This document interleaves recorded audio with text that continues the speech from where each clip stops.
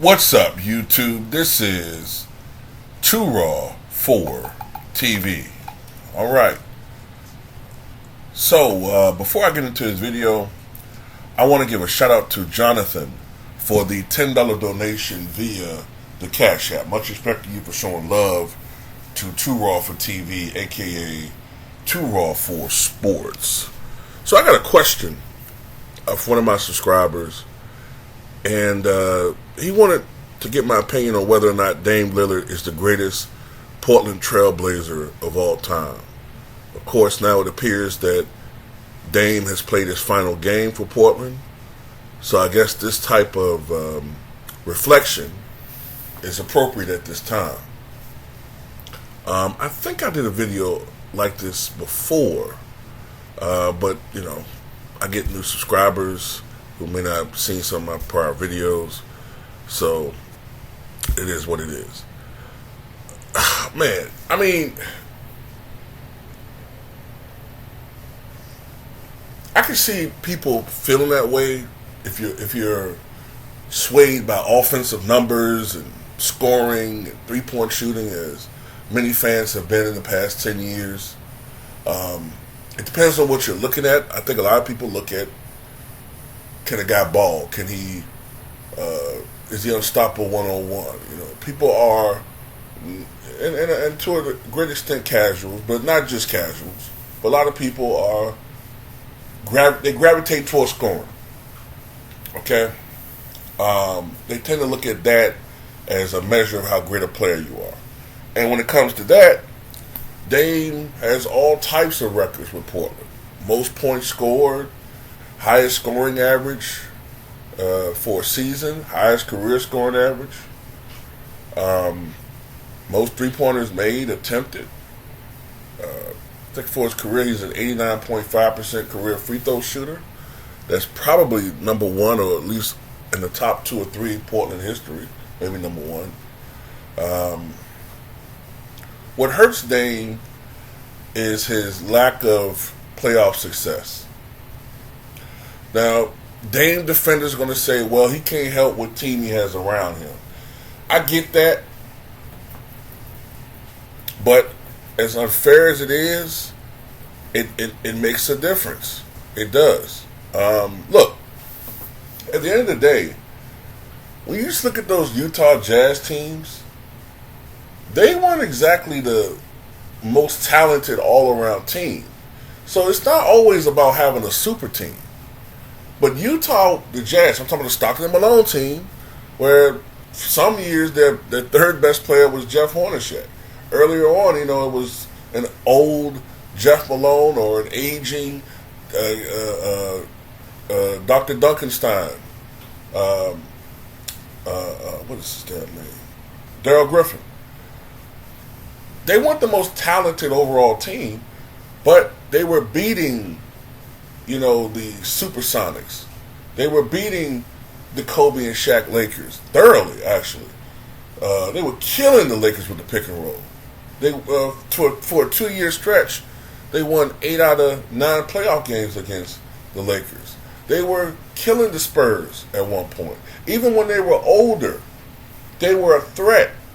They were a threat to Chris Webber and the Kings and the Dallas Mavericks with Dirk. They were a threat even beyond their primes. Remember, in 1988, they took the Showtime Lakers, who won the championship that year, to 7 games in the semifinals, I believe it was.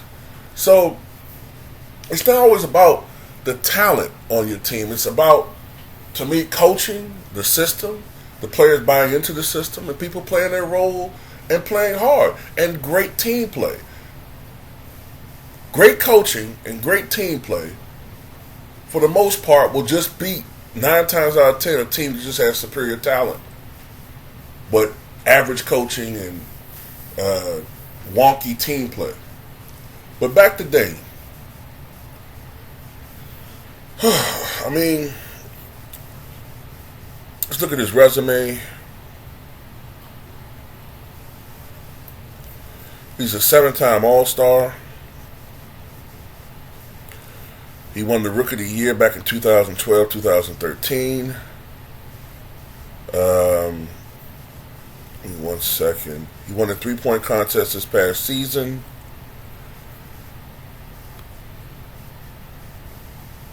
All-NBA first team in 2018. 4 times All-NBA second team. 2 times All-NBA third team. All-Rookie team 2013. He's on the 75th anniversary team, which some of us have some problems with that. You know what I mean? I don't know if I would say Dame is top 75. I have some issues with that. Like if I don't think Anthony Davis is top 75, I don't know about Dame. I don't know about Dame. 2021 NBA Teammate of the Year. Here's a case, man. But then you gotta look at Clyde Drexler. Alright? Let's look at Clyde Drexler for a second here. Now, he never won a championship with Portland, but he did take Portland, or led Portland, to the finals twice, 1990 and 1992. He was a 10-time NBA All-Star, but he was an All-Star 8 times with Portland, including 7 years. What is that? 6 years in a row. No. 7 years in a row. 7 years in a row from 1987-88 to 1994. He was an All-Star with Portland, and then also in 86. All-NBA first team in 1992, 2 times All-NBA second team, 2 times All-NBA third team. He's on the 50th and 75th anniversary teams, and no doubt about that. His number 22 retired by both the Houston Rockets and the Portland Trailblazers. And when I look at the playoff success that he had, Clyde, and the overall game, and the fact that he obviously, even though he was putting up 20-plus points per game with Portland, he was sacrificing his numbers for the betterment of the team. You know, he was a guy that could put up 27, 28 points a game. He did it one season, by the way, I believe. But when his teams got better, his scoring went down. But he was an underrated, Clyde was an underrated passer. He averaged 5.6 assists per game for his career. In 1985-86, he averaged a career-high 8 assists per contest. He was a really good defender. Averaged 2 steals per game for his career. As a matter of fact, between 1984-85 and 1989-1990, he averaged 2 steals per game, at least 2 steals per game, and 79% career free throw shooter, 47% from the floor. But actually, it was 87-88. He averaged 27 points per game. Then 88-89, 27.2. So yeah, most definitely he could score. But when the talent around him got better, his scoring dropped down to 23 and then 21. As a Portland Trailblazer, he averaged 20.8 points per game and shot 48% from the floor. Bill Walton. He didn't play as long with Portland due to injuries, didn't play as many games, but he did something that no other Portland Trailblazer was able to do, and that is lead a team to a championship in Portland, 1977. The Portland Trailblazers came back from an 0-2 deficit to win 4 games in a row and defeat Julius Erving's 76ers. He was Finals MVP in 1977. He won the MVP in 1978. 2-time NBA All-Star, All-NBA First Team, All-NBA Second Team, 1977. 2 times NBA All-Defensive First Team. Later on in his career with the Boston Celtics, 6th Man of the Year. He led the NBA in rebounding in 1976-77. He led the NBA in blocks 1976-1977. His number 32 retired by the Portland Trailblazers, and he's on the 50th and 75th anniversary teams. When you look at his overall numbers, 13 points per game, 10.5 rebounds, 3.4 assists, you say to yourself, man, what is this? Like, how could he be on this all-time team? It doesn't make any sense. But then you look at his Portland numbers. In just 33.7 minutes per night, 17.1 points, 13.5 rebounds, 4.4 assists, 1 steal, 2.6 blocks, 51% shooting from the floor, and 67% from the free throw line. And during the championship year, he averaged 18.6 points, 14.4 rebounds, 3.8 assists, 1 steal, 3.2 blocks. And then one of the greatest what ifs is 1977-78. Bill Walton, who had injury issues all the time, played in the first 60 games. He missed only 2 games, played 58 games.